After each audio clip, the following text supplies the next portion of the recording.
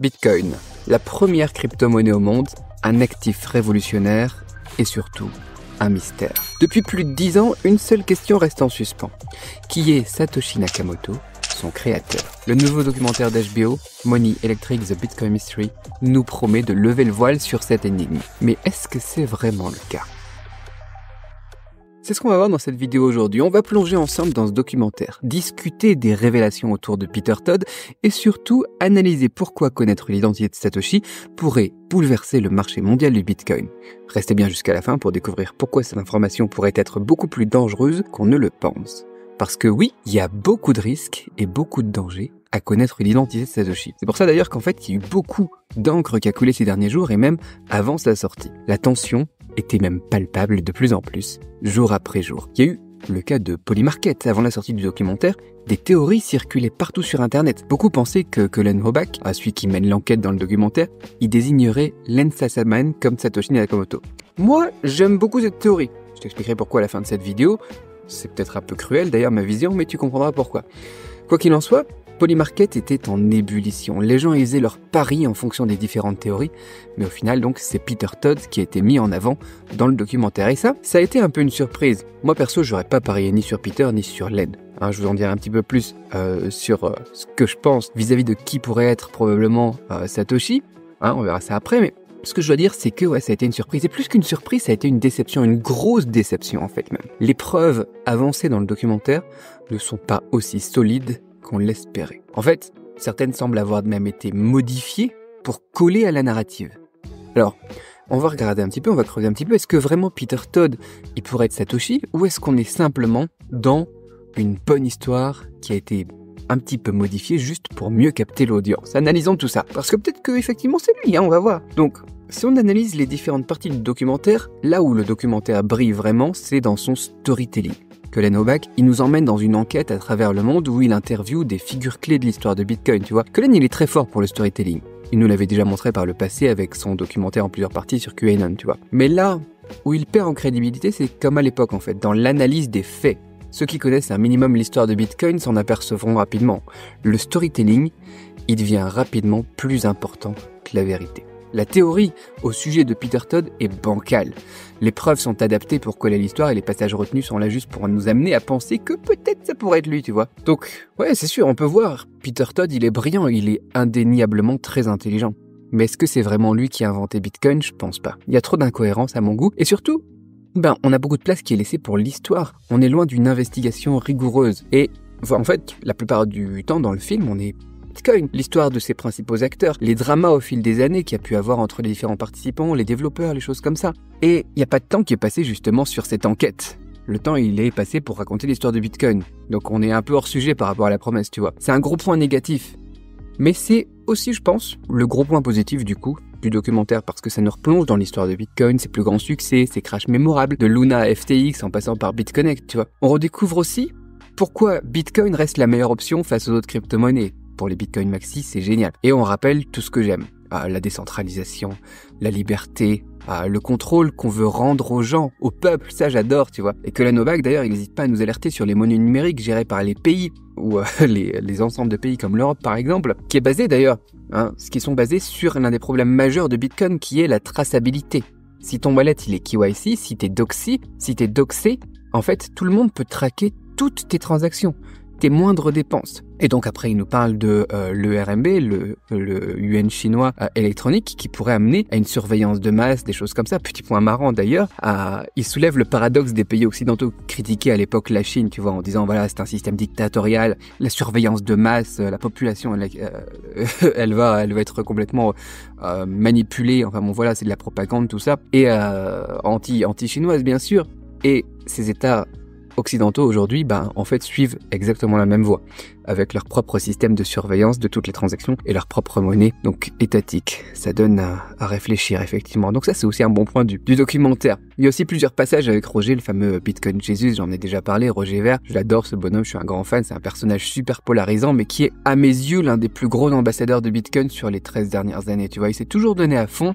Et il y a même une mention qui a été faite sur son arrestation récente en Espagne et sur la pression grandissante des pays occidentaux pour essayer de reprendre du contrôle sur le Bitcoin là aussi. Donc ça aussi, j'ai adoré. Et d'ailleurs, Peter Todd, lui aussi, il est très polarisant et il a une forte personnalité. C'est pas exactement le même style que Roger, mais il sait se faire remarquer aussi, tu vois. D'ailleurs, c'était intéressant de voir ce qui s'est passé au niveau du marché des meme coins pendant cette dernière semaine. On en a déjà parlé dans d'autres vidéos par le passé, en particulier avec la Politify. Les meme coins, comme ceux liés à la politique, aux élections américaines et tout ça, tu vois, c'est génial les meme coins pour suivre l'actualité et voir où est l'attention de la commu crypto. Et si donc avant la sortie de documentaire, les tokens sur Len Sassaman explosaient, après la révélation autour de Peter Todd, c'est lui qui a pris le relais. Et le meilleur dans l'histoire, c'est ce meme coin qui s'appelle Tamer, Your Mother, qui a été créé après que Peter Todd ait répondu, Tamer, à la question de savoir s'il avait un animal de compagnie ou non sur Twitter. Je sais pas si tu sais, mais les animaux de compagnie de personnes célèbres, ça marche généralement pas mal en tant que meme coin. Donc il y a des personnes qui lui ont demandé ça sur Twitter et qui voulaient en faire un dans cette même narrative. Et ils lui ont dit, est-ce que t'as des animaux de compagnie, tu vois, pour faire un meme coin. Et lui, il a pas trop apprécié l'idée, il est pas trop dans ce truc-là. Bon, il est aussi un petit peu plus Bitcoin Maxi aussi, tu vois, donc les meme coins, ça intéresse moins. Et il leur a dit, mon animal de compagnie, ça s'appelle Tamer.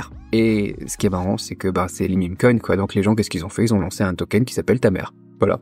Et donc oui, un token appelé Tamer a vraiment existé. C'est complètement con et forcément, ça a explosé. Le market cap, il est monté jusqu'à 6,5 millions de dollars américains en seulement 8 heures d'egen total, quoi, voilà. Bon, évidemment, ça a craché de 90% après, mais c'est le monde des meme coins, quoi.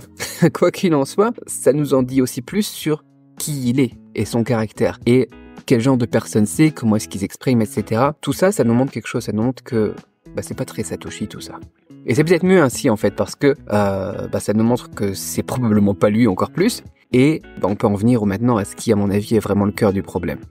Est-ce qu'on a vraiment envie, est-ce qu'on a vraiment besoin de connaître l'identité de Satoshi Nakamoto? Et qu'est-ce qui se passerait si on le trouvait vraiment? Premièrement, pour le marché, ça serait un gros souci. Satoshi possède toujours près d'1 million de bitcoins, c'est estimé entre 750 et 1 100 000, soit des dizaines de milliards de dollars. Imaginez l'influence qu'il pourrait avoir sur le marché s'il décidait de les bouger, si tout d'un coup il était connu, ou même juste de faire un petit tweet.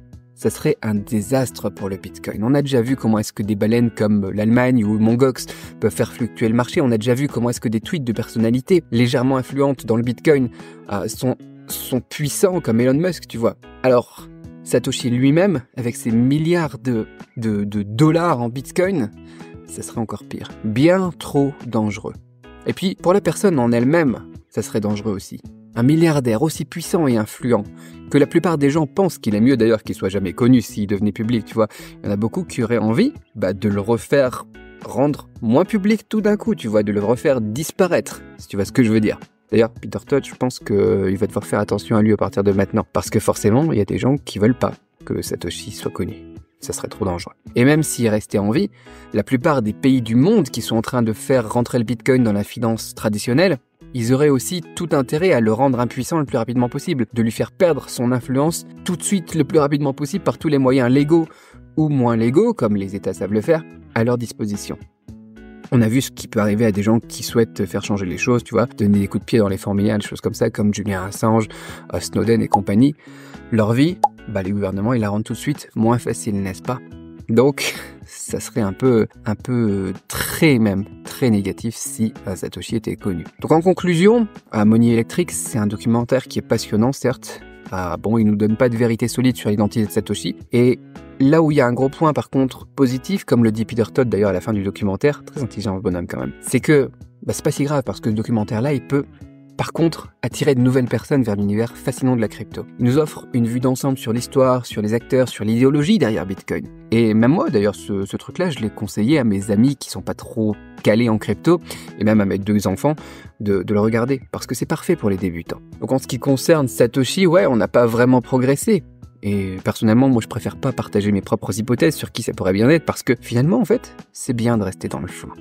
J'aimais beaucoup la théorie de Len Sassaman, parce que il est déjà décédé, paix à son âme. Et du coup, ne pas savoir, ou ne pas avancer, ou être bloqué dans ce sens-là, c'est bien. Je dis pas que c'est bien que Len Sassaman soit décédé, mais si c'était lui, Satoshi, ça serait bien quand même, quoi. Donc voilà, ne pas savoir, c'est très bien comme ça. Au final, ce documentaire, je lui donnerais un bon 7 sur 10, parce qu'il est utile là où il faut l'être, pour l'adoption de masse par exemple, et il est raté là où il fallait pas être efficace d'ailleurs, qui est donc du côté de révéler l'identité de Satoshi. Et vous, est-ce que vous l'avez vu le documentaire? Selon vous, est-ce que vous pensez que c'est préférable que l'identité de Satoshi reste secrète, Je vous laisse y réfléchir. Moi, je pense que parfois, le mystère est plus puissant que la vérité et puis le mystère, ça contribue bien à rendre Bitcoin encore plus spécial, presque plus attrayant. C'est une part de son charme, je trouve. Voilà. C'est tout pour mon avis et ma vision. Si vous avez aimé cette vidéo, n'oubliez pas de vous abonner, de laisser un like et surtout de me dire en commentaire ce que vous en pensez. Est-ce qu'il faut connaître l'identité de Satoshi Nakamoto? Est-ce que c'est si important que ça, en fait? Dites-moi tout. Et moi, je vous dis à très vite pour une autre vidéo. Bye bye.